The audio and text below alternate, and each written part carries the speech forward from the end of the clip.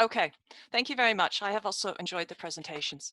So some of the things that Kisu was talking about, I have tried to do. I have tried to model how the misinformation might affect a disease outbreak.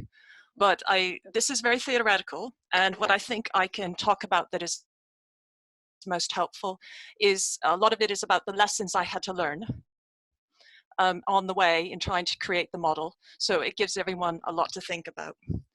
So the first page is just examples of misinformation. I think other people have touched on the same things.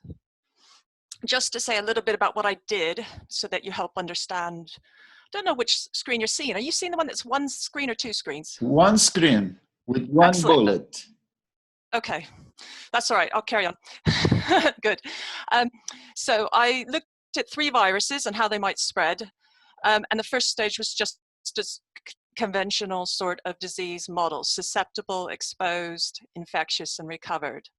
And so it was a very kind of standard model. And in that model, how information was being shared didn't affect the outbreak outcomes. Then I had a stage 2, which is the big part I spent a lot of time to design. So the idea was that information that was spreading would affect the behavior that people did. And in our current context, that would mean if people had information that told them, don't wash your hands, don't socially distance, and that would be the bad advice. And then I had to model sort of how susceptible people were to believing in information, and the best information I could get about that kind of susceptibility had to do with the research that's been done on conspiracy theories. Because conspiracy theories give you a story, they give you reasons why you can ignore the good advice. And I thought I'd go one step further, and I tried to think about the strategies that are proposed to fight the misinformation. And I will show them on the next page, but they do come down to 2 basic ideas. One is you control the information, which we have talked about a lot today. The other one is you make the people resistant. So they don't believe the bad advice, they don't share it, they don't act on it, they may even challenge it and try to stop it. I think this is a useful list to go through because it's not just those simple ideas, but it's some of the mechanisms that can be used, and we've already seen some ideas coming up in the Slido, which is excellent, about mechanisms that can be used to change the balance of information or to make people more resistant. One is that the misinformation is often designed to hook you in. It's personalized, it's exciting, it makes you emotional. Could we make the good information just as attractive? So the other things on the list here are, again, all about ways to make the good information spread more. And I highlighted one of the items where it says drown the bad information with good information, because I think that's the basic strategy I see happening right now. And it's common early in a sort of pandemic situation, just give so much good information that the bad information hopefully will get drowned out. So then the other ideas are about addressing the individuals who might respond to the misinformation. And one thing is to give them more critical thinking skills, to give them more perspective so they aren't easily persuaded by simple messages. And you can even actively educate them to be cynical and skeptical and to try to reject poor quality information.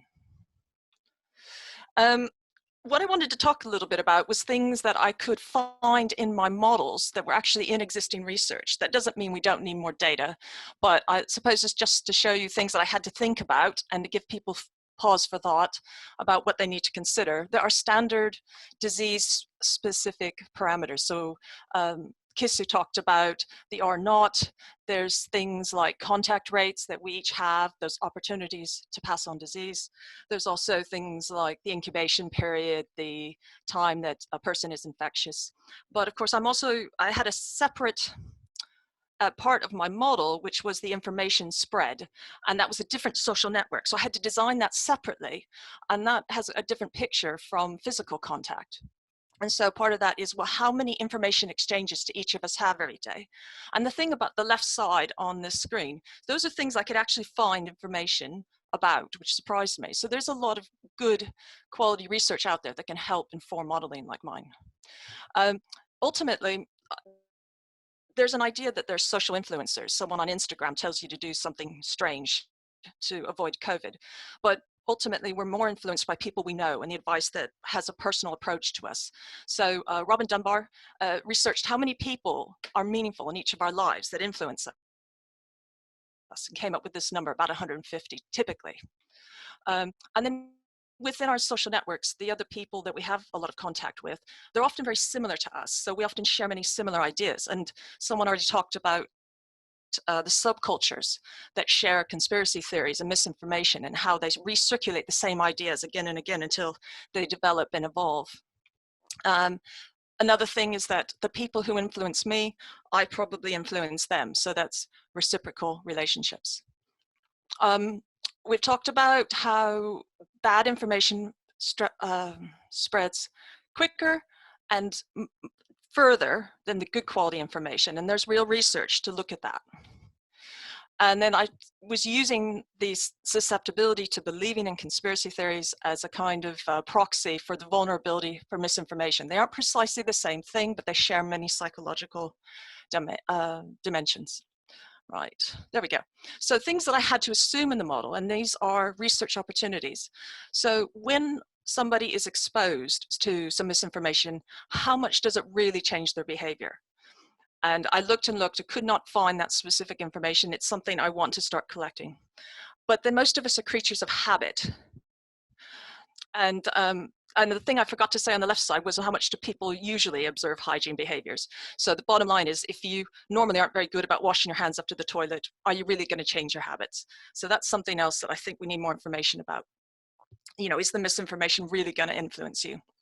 And then the thing I said, the best psychological domain for measuring that vulnerability to believing and acting on misinformation that might harm you directly or might actually cause you to pass more of the disease on. Right. Now, when I did the modeling, I stuck to kind of conventional disease outcomes. They were things like the reproductive number and the case fatality rate and how many days or weeks that the outbreak might go on for.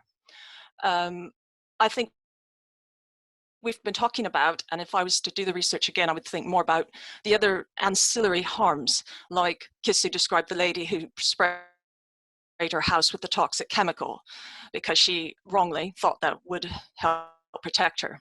Something that's come out is there's hoarding of chloroquine. Yeah, this is my last slide there. So because that's now been posited as a potential treatment, but that drug is useful to people who have certain conditions. So real harms are happening to people who need the drug for medically proven benefits, and yet they may have trouble getting it, and it may have no effect whatsoever. In fact, it seems unlikely to prevent or treat COVID. And of course, there's something that's sort of nebulous, but I think it's important, is undermining the credible institutions. And well, if I go on to the next slide, I talk about giving credibility to unaccountable and disreputable groups. And what was I thinking of? I was thinking about that there's the president in Brazil who tried to dismiss the importance of the pandemic. But strangely enough, the drug gangs and the favelas decided that lockdown was a good idea. Now, did they do that out of the kindness of their heart? Well, no, they didn't. They did it because they know that the spreading disease is bad for their profits. And so when we're talking about mechanisms, and I've added this to the ideas list, I always think it's really valuable to come back and look at the economic motives and the business models that make fake news and misinformation profitable and attractive.